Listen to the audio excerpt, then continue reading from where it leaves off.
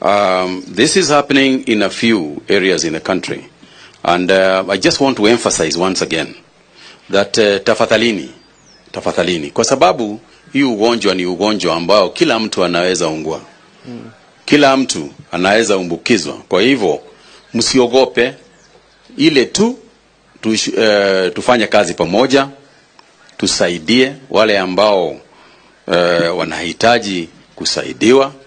And it is not just a question of just sickness. As a society, this is a time when we come together. You know, don't watch your neighbor because he has lost a job and he needs help or she needs help.